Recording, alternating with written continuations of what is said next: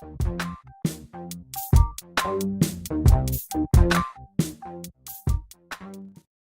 this is Alex. And Alasia. And this is Toon Talk with our special guest. Yes, hello, I'm Gino. And today we're going to talk about selling out your childhood. I don't know, how did you put it, Gino? Yeah, selling you your childhood. I'm going to sell out. So, Gino, just explain what selling your childhood means. Okay, well, just thinking of topics to discuss. Alasia was very generous in inviting me on your lovely podcast. I'm very happy to be here. So, just thinking of stuff to talk about, I came up with the idea of, I guess, the just commercialization of nostalgia that I guess seems to be present in media.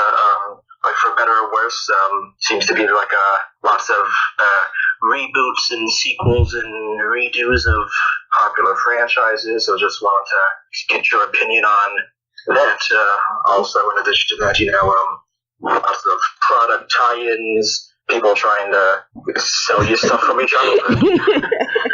Like, let's talk about Disney, for example. That's a good one. Yeah, it's a very nebulous topic, so lots of room to branch out into more specific things. The more specific things is that the reboots kind of suck.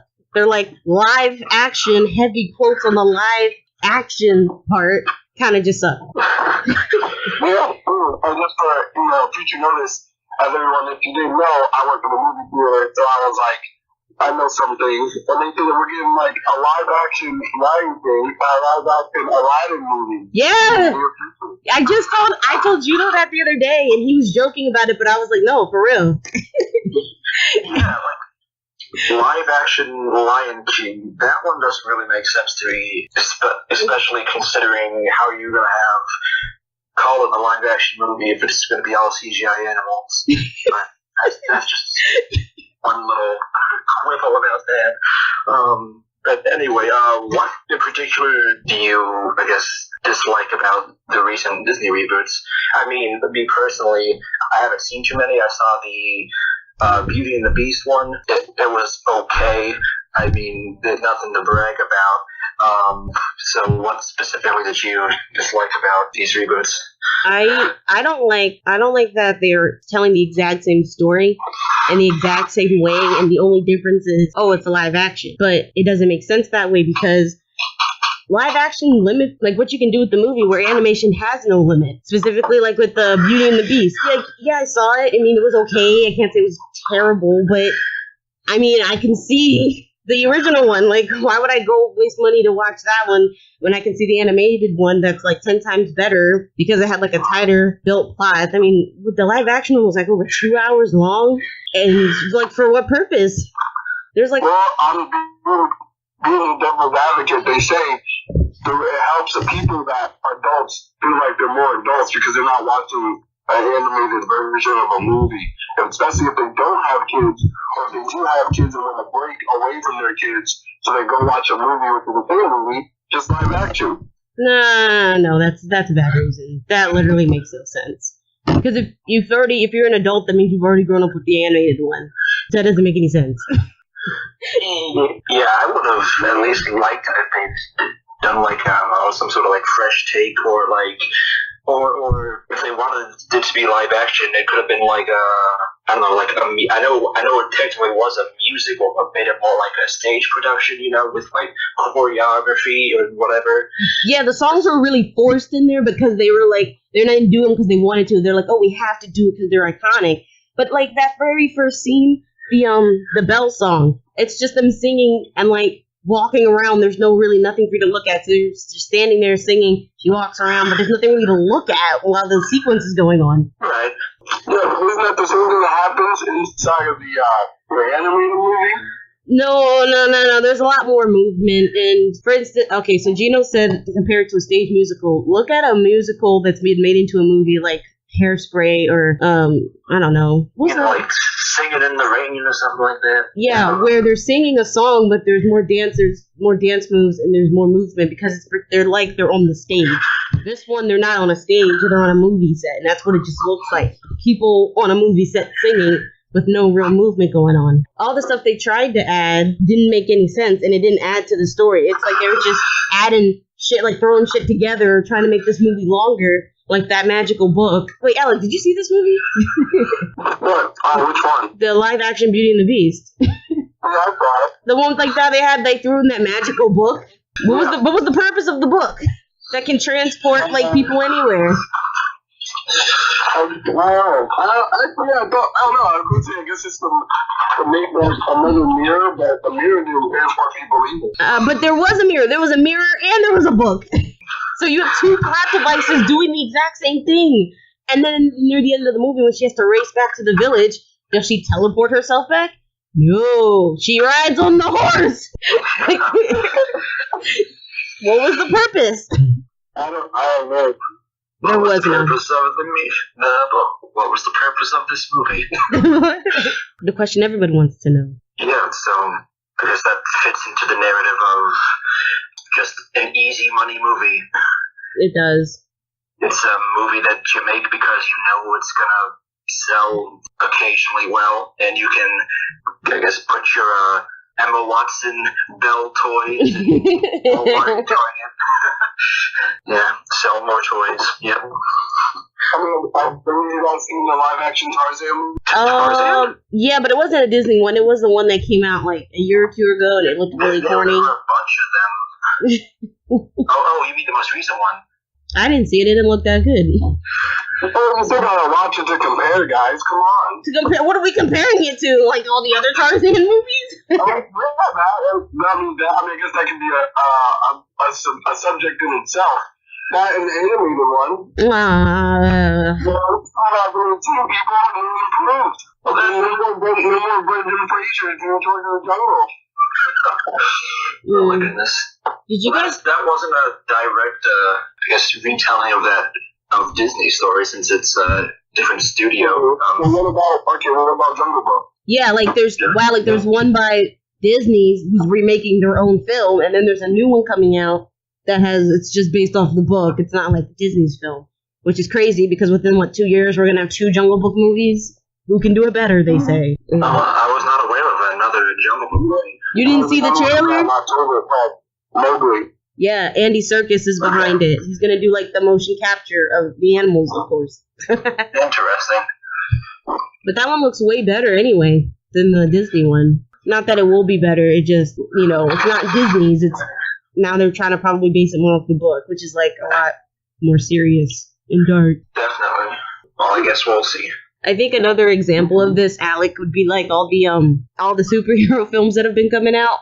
And that's how like all the superhero films have been getting out for like the last 10 whatever so years. And it's like every year, oversaturation of superhero films. Can't get enough of those. Well, superheroes have been around for a long time. They're always going to keep remaking it. Yeah, but this is, I guess, superheroes have been around since the 50s, 60s. But I guess more specifically in cinema, it's a very recent phenomena of it's now the summer blockbuster is now the superhero movie. I mean, whether that's a good thing or a bad thing, that's kind of what it is now. There's no variety, and everyone's just trying to copy everyone else. They're like, Marvel's got this really good formula. Let's use it. People are trying to copy Marvel. True, but even based on superheroes that are not Marvel, you have the Power Rangers movie came out a couple years ago, and that TV show has been out for years. Yeah, since the freaking 90s, and they want to bring that back because probably all the people our age are getting older and getting into the industry, and they're like, oh, let's reboot this. All this stuff is really making a lot of money. The TV show still runs, I'm pretty sure, like on Nickelodeon or something like that. Did anyone see that film? I sure as heck didn't.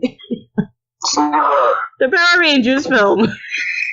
I did not see it, but I definitely did see it. When I was working retail, I definitely saw all the, product tie-ins with the toys and the costumes and the apparel. I saw all that. Go Power Rangers! Cardboard cutouts and displays. I haven't seen it yet. I want to, just to compare. This is how we'll do. how I think about it. Go, But also, Power Ranger. what about things that's never ended? They just continuously going. The first thing I think of is like Pokemon. Exactly. I had that on my list here. Oh, he had a list. He had a list. Pokemon. Okay, Pokemon made the list, huh? Wait, Yeah. wait a minute. Did you see the Sun and Moon? Did you see the Sun and Moon season though? I was not a fan of the new art direction.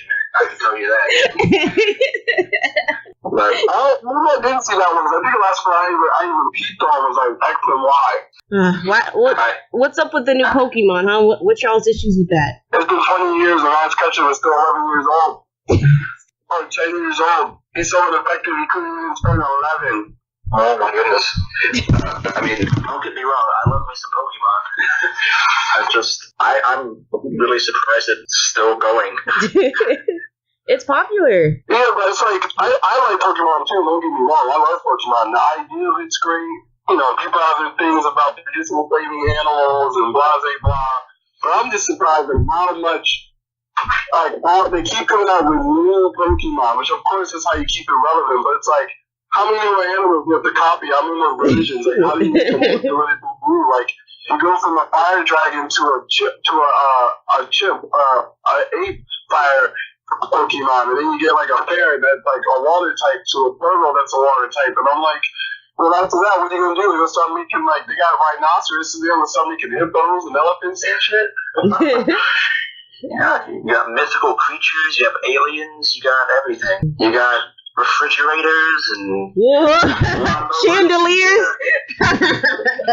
Coffee pots is freaking Pokemon. Yeah. I think, like, guys, that's why they have to keep changing it up, because the newest, if you guys have not seen it, because I've seen a few episodes, it's more like Ash and Pikachu go on vacation. So they're at this island, like, that's basically freaking Hawaii, and instead of, going to battles and gyms and stuff and tournaments, he's in freaking school, like a Pokemon school or something like that. Ash! And it's more. I don't know. I just take away from everything. But it's a Pokemon school, Alec. We messed up in the early years. We let a 10-year-old kid wander the earth by himself with friends that were kind of older, but still, could have just died. But now they're going to put you in school after all these years and expect you to listen because, you just know what rules are. And yeah, that's the plot, and it's more about their adventures on this island and less focused on like Pokemon battles. Like they happen, but whenever they feel like squeezing that in. I mean, I guess it's good that they're shaking up the formula. I don't think so. What else is on the list, Gino? Well, I guess I still have a bit more to talk about Pokemon. So, like, I guess it kind of is like the perfect franchise. Like, has so much market penetration. You got the TV show, you got the video games, you got the card game, you got the movies, you got the mobile app, you got the Pokemon Go, you got the clothes, you got everything. You got the toys. What more could possibly be due? I have no idea. I mean, wasn't the anime created basically to sell the game and then to sell the cards? Like back in... I'm pretty sure the game came first.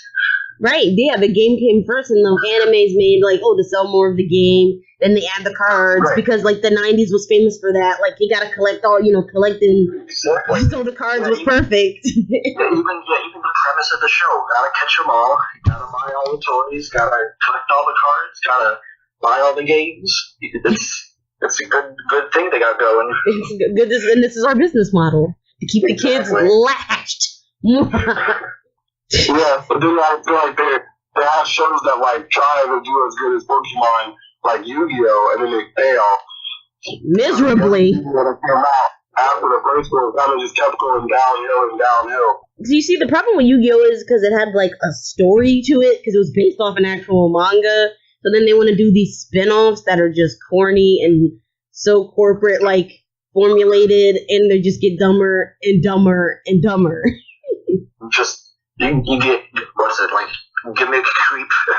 There was Yu-Gi-Oh, then it was Yu-Gi-Oh in a school, then Yu-Gi-Oh on motorcycles.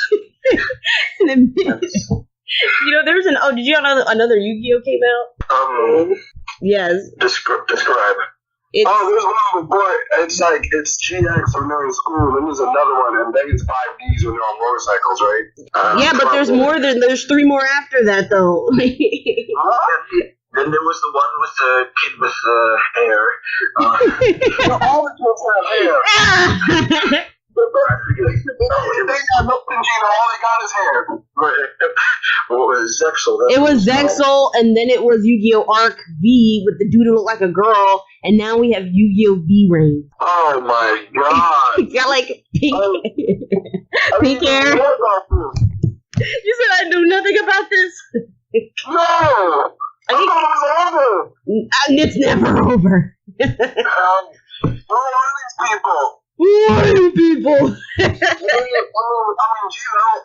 I don't really like shows like Adventure Time and Gumball, but I feel like they should just stick to that and let Yu-Gi-Oh go. Just let it go, guys. It's over. We won. It's like the war. The war's over, man. We won. I mean, the card game's still moderately popular, I guess.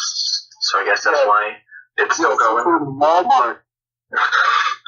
But it has nothing to do with anything. It's based in the future, and now like they're playing their games, but inside of like a digital reality network. Like that's what it is. That's food online. I hate that anime. We do same thing like that though. Oh man, I don't know. I don't know nothing about that show other than that. How can you hate it if you don't know? No, I hate. I don't need to watch what is this, like the 5th or 6th spinoff? I don't need to watch another damn Yu-Gi-Oh series. I am good. The first one was all I needed. I personally get the sense that, talking about sequels and reboots, that, of course, movie studios and television producers are going to go with safer options, stuff that they know is going to sell. So I get the sense that this is somewhat stifling creativity in the industry. What do you think about that? Ooh, I was gonna say something like that. That because they're always choosing something safe, something they know that's gonna sell, or something they know they're gonna make money off of. If people come in with new original ideas, it's harder to like get it off the floor. Come in with an original story or a movie or a TV show, or maybe with a different art style. You know, there's something that doesn't look like Gravity Falls or Adventure Time or something like that. And then people are less likely to do it because they're like, no, we want to stick with the stuff that we know is going to do well. We're going to get those ratings and them views and them bringing in that cash money. Yeah, it's unfortunate that production costs a lot of money. Alec? Yeah. Thoughts? I don't know. I got a lot of big geniuses over there. What? Really? He's like, oh, I'm listening, nod. It's like I'm listening to freaking Barry Allen and Bruce Wayne. I don't know. I'm kind of lost when I hear every third word. What? Like Peter Piper and Tony Stark. Come on, guys. Basically, all making reboots and remakes means that there's gonna never be any new material. So going back to Disney, unless you've noticed, like for now they're making all these remakes of their old animated movies, and then they're also trying to make animated movies at the same time. Soon one's gonna take priority of the other.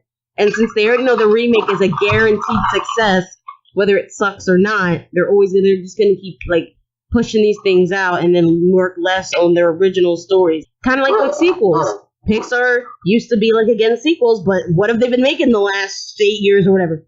Nothing but sequels, because they know sequels they're gonna sell well no matter what. I mean, we finally got Coco, which was an original story, but before and after that, we've just been getting sequels. Okay, so keep the little man down. That's not good.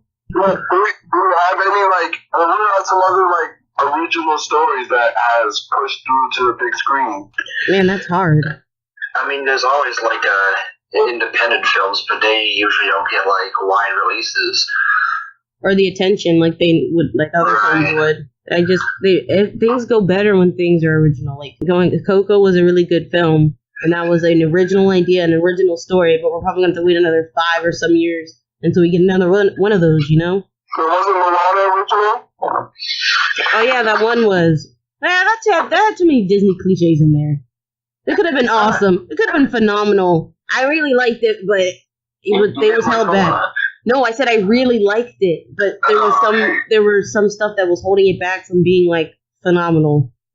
That's a whole discussion for like another day. Big Hero 6. That's based off of a Marvel comic. But that's based off of a Marvel comic anyway, so it's not totally original, and the movie came out a while ago.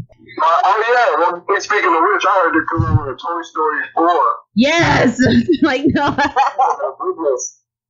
thought they made a whole big deal about number 3 was the last one. Yeah, but you see, that's what I'm saying. Hey, guys. So here's the thing.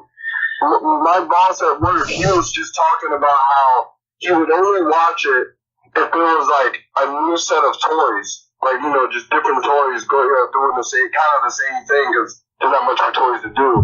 He would watch it. But if it's the same characters we've been seeing since the first one, he's like, we're going to watch that because the ending did so perfectly in the third one. What else is there to do?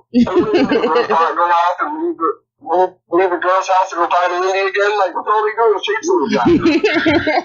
There is no reason for there to be a fourth one. They tied up the story. It was a complete story in and of itself. But Alec, they gotta make that money. Okay? They're like, you gotta get that. You think they'll do a reboot or keep the same characters? No, it's the same characters and everything. It's an extenuation. They're adding on to a already finished complete story. Hell no.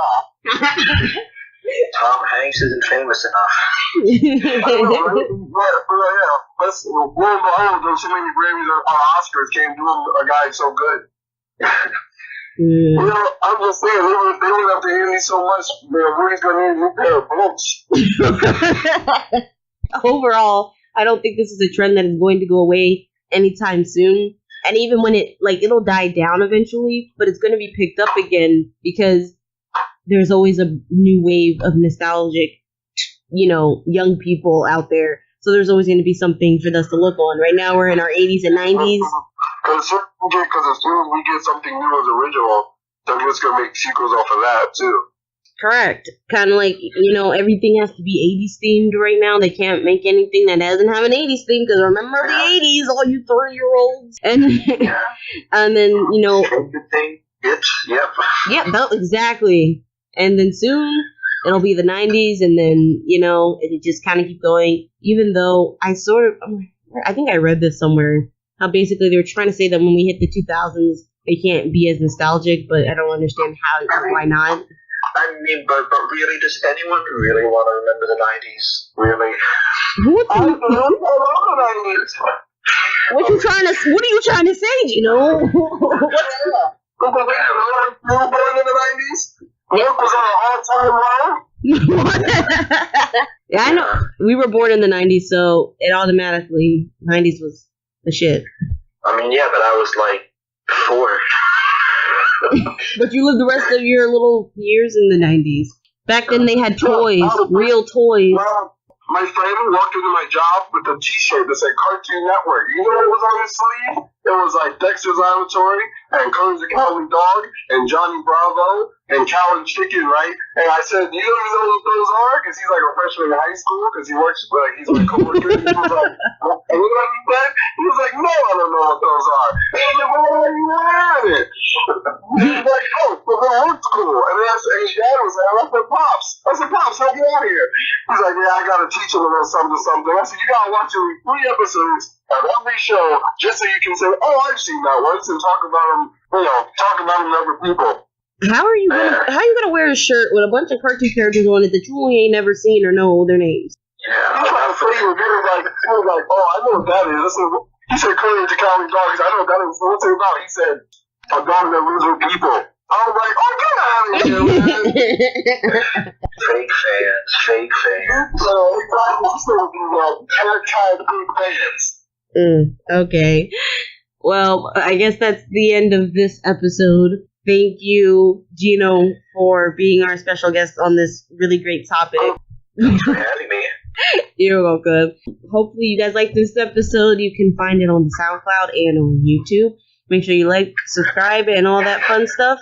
And we'll talk to you later. Well, my name's Alec. And I'm Malaysia. And our special guest, You know. this is Twin Talk, and you guys have a good night. Yay!